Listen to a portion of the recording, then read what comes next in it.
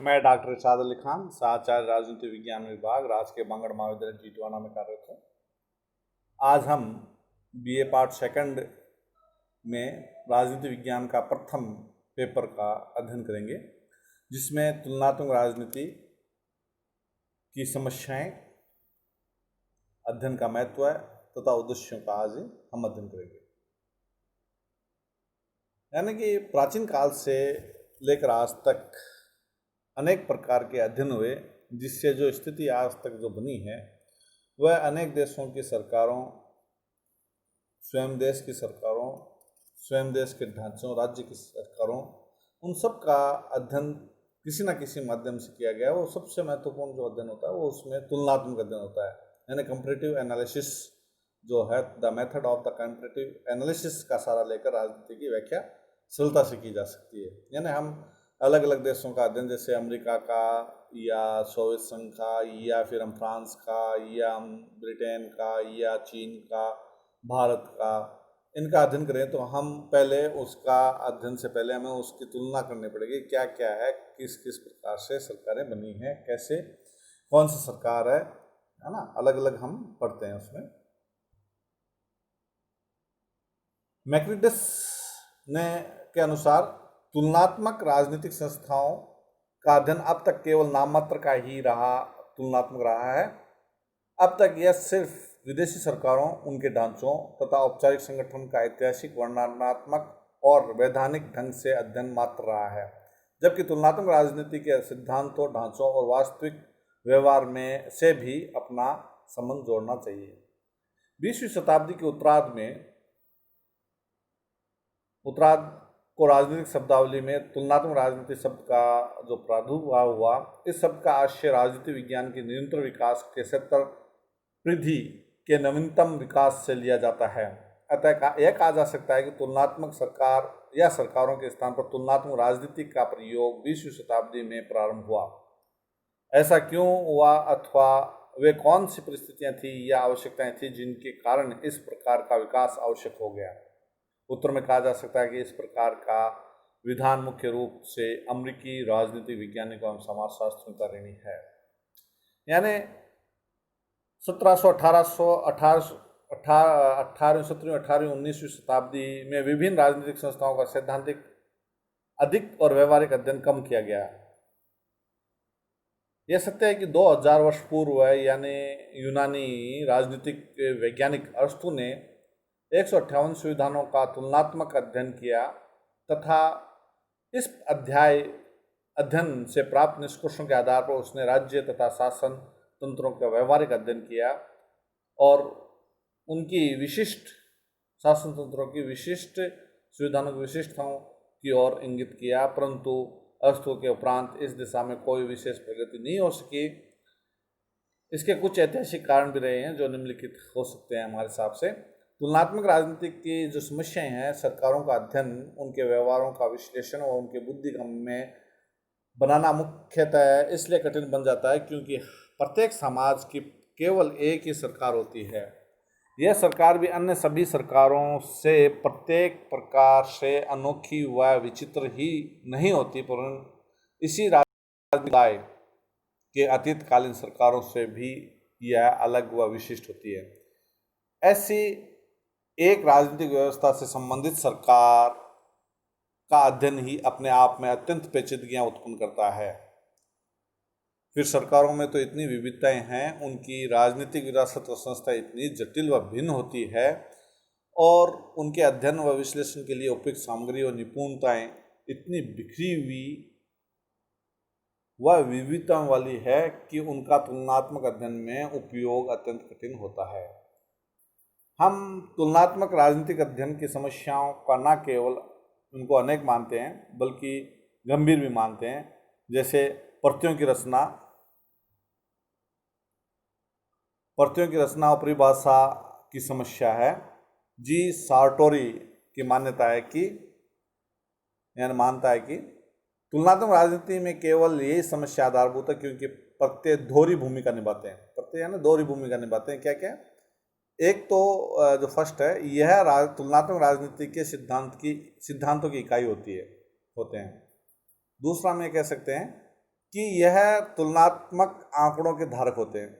या हम कह सकते हैं कि तुलनात्मक राजनीति में प्रयुक्त शब्दावली की परिभाषा की समस्या यद्यपि विशेष मौलिक मतभेद तो उत्पन्न नहीं करती, फिर भी यह समस्या इसलिए बन जाती है कि शब्दावली पर सहमति का आज भी अभाव है। वैसे प्रत्येक विकासोन्मुख स्तर में यह समस्या होती है, परंतु तुलनात्मक राजनीति में इस प्रकार की साधारण से अधिक विवाद दिखाई देता है। अमूर्तीकरण के स्तर एवं वर्गीकरण की समस्याएं, जैसे कि तुलनात्मक राजनीति में अमूर्तीकरण के स्तर एवं वर्गीकरण की समस्या प्रत्ययों की समस्या से संबद्ध होता है। इसलिए तुलनात्मक राजनीति में नए प्रत्ययों की खोज में यह ध्यान अनिवार्य रखना होता है कि यह प्रत्यय सर्वव्यापी सिद्धांतों के निर्माण के लिए आवश्यक विस्तृत व विश्वव्यापी तुलनाएं संभव बनाए।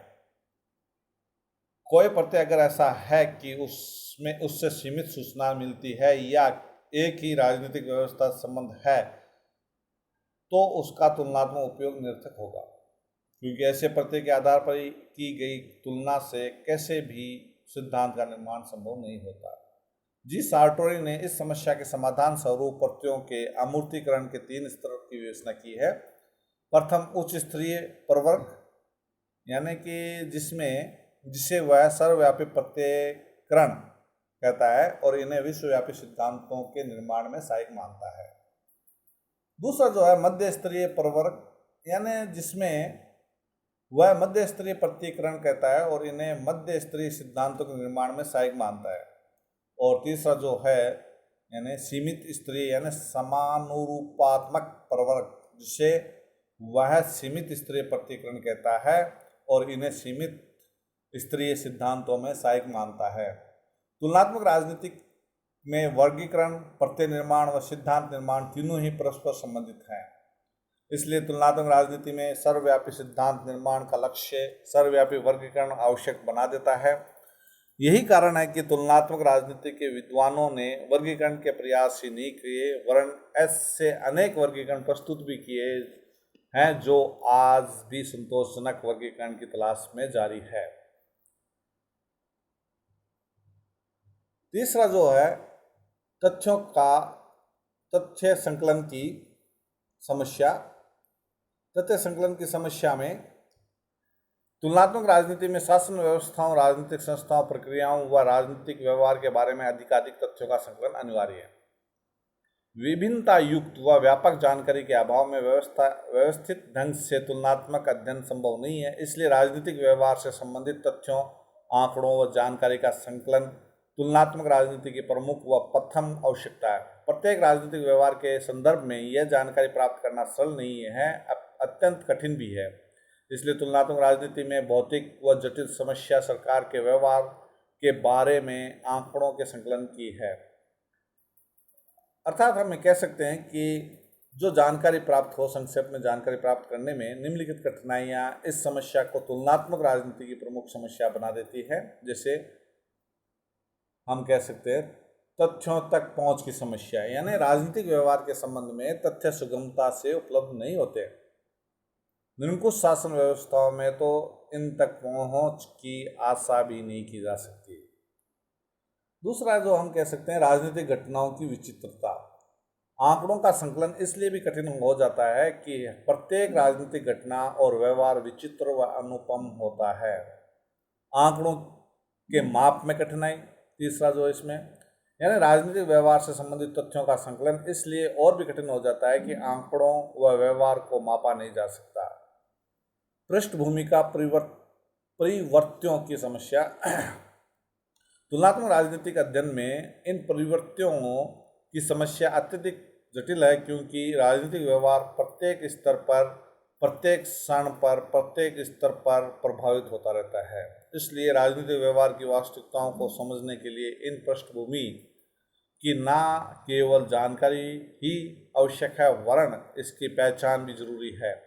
यह परिवर्तनों की जानकारी व पहचान से न केवल कठिन बन जाती है, वरन तुलनात्मक राजनीति के अध्ययन में गंभीर रुकावटें उत्पन्न करती है, जो निम्न प्रकार से है। जैसे परिवर्तनों की असंख्यता, यानी कोई निश्चितता नहीं है, बहुत ज़्यादा संख्या में है। परिवर्तियों की जटिलता बहुत ज़्यादा है, परिवर्तियों की पहचान में कठिनाई होती है, परिवर्तियों के माप में कठिनाई होती है, परिवर्तियों की बदलता स्वरूप जो है वो भी उसको अध्ययन को प्रभावित करता है, यानी कि समस्या आती है। इसके बाद में हम कह सकते हैं मानक संस्थाओं व व्यवहार में अंतर संबंध की समस्या। अर्थात जैसे प्रत्येक राजनीतिक व्यवस्था को समझने के लिए बड़े रूप से इसमें संबद्ध तीन पहलुओं की पारस्परिकता का संदर्भ रखना होता है। राजनीतिक मानकों या मूल्यों, राजनीतिक संस्थाओं और राजनीतिक व्यवहार को एक दूसरे से अलग नहीं किया जा सकता। इसके पश्चात हम जो आता है अध्ययन का महत्व है तुलनात्मक राजनीति में। जैसे राजनीतिक व्यवहार अध्ययन और व्यवहार के प्रारंभ से ही तुलनात्मक अध्ययन का प्रयोग होता है, और इस संदर्भ में जीन ब्लॉडेन ने लिखा है कि तुलनात्मक सरकारों का अध्ययन प्राचीनतम, अत्यंत कठोर और अत्यधिक महत्वपूर्ण है। प्रारंभ से ही मनुष्य के ध्यान का यह आकर्षण केंद्र रहा है, किंतु तुलनात्मक राजनीति के व्यवस्थित अध्ययन का श्रेय विशेष रूप से अर्थों को जाता है।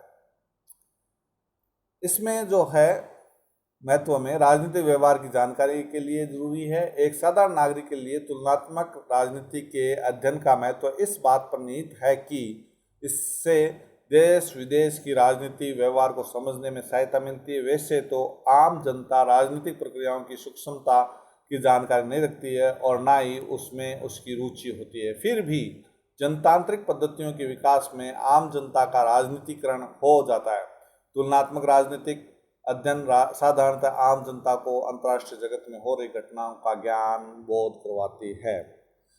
दूसरा जो है राजनीति को वैज्ञानिक स्वरूप देने के लिए जरूरी है इसका अध्ययन का। तुलनात्मक राजनीतिक अध्ययन ने राजनीतिक व्यवहार के संबंध में ज्ञान को वैज्ञानिक रूप प्रदान करता है। द्वितीय विश्व युद्ध के बाद व्यवहारवादी आंदोलन के विकास ने राजनीतिक शास्त्र को वैज्ञानिक बनाने में ऐतिहासिक भूमिका निभाई। राजशास्त्र को राजनीति विज्ञान के रूप में स्थापित करने का एकमात्र श्रेय तुलनात्मक राजनीतिक अध्ययन को ही जाता है। अरस्तु से लेकर आज तक के राजनीतिक चिंतकों ने राजनीति के तुलनात्मक विश्लेषण पर ध्यान दिया है। तीसरा जो है हमें कह सकते हैं राजनीति में सिद्धांत निर्माण और नियम निरूपण के लिए जरूरी है। प्रत्येक शास्त्र का उद्देश्य सिद्धांत निर्माण और नियमों का निरूपण होता है, इसलिए इस उद्देश्य तक पहुंचने में तुलनात्मक राजनीति भी बड़े पैमाने तक सहायक नहीं रही है। राजनीति में आनुभविक सिद्धांतों के माध्यम से राजनीतिक व्यवहार को समझकर सिद्धांतों और या नियमों का निर्माण संभव है, और ऐसे सिद्धांतों का प्रत्यक्ष संबंध राजनीतिक वास्तविकताओं में ही होता है। चौथा जो राजनीतिक सिद्धांतों की प्रामाणिकता की जांच के लिए किया जाता है कार्य। तुलनात्मक राजनीति के अध्ययन द्वारा यह निष्कर्ष निकाल सकते हैं कि अतीत में निर्मित राजनीतिक सिद्धांत वर्तमान काल की बदली हुई परिस्थितियों के अनुकूल या उपयुक्त है या नहीं, इसमें प्रामाणिकता की जांच पूर्ण हो जाती है।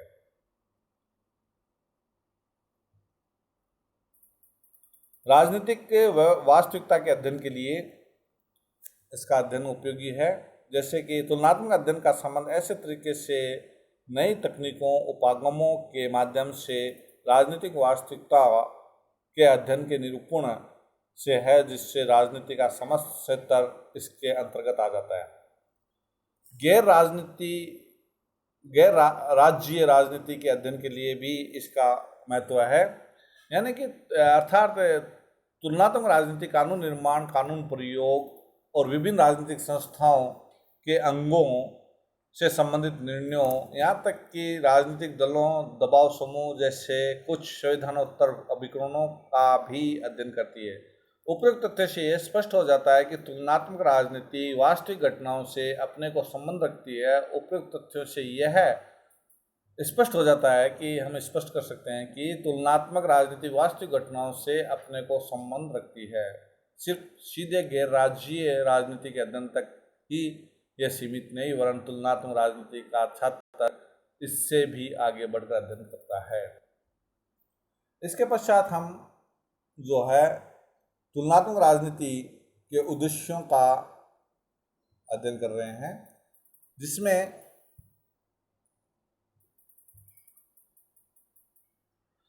उद्देश्य में दार्शनिक गंतव्य जो विशेष रूप से है तुलनात्मक राजनीतिक अध्ययन का अत्यधिक व्यक्तिगत और शायद श्रेष्ठतम लक्ष्य दार्शनिक स्व ज्ञान प्राप्ति रहा है, जिससे व्यक्तिगत परिपक्वता में वृद्धि हो। हमेशा से ही मानव प्रकृति के एक महत्वपूर्ण पहलू को राजनीतिक समझ व राजनीतिक सहभागिता में विशेष संतुष्टि प्राप्त होती रही है। प्राचीन समय से आज तक मानव राजनीतिक क्रिया की ओर न केवल आकर्षित हुआ है, वरन उसने राजनीतिक संस्थाओं, व्यवस्थाओं और प्रक्रियाओं का पर गहन चिंतन, मनन व अध्ययन और राजनीतिक व्यवहार का अवलोकन भी किया है।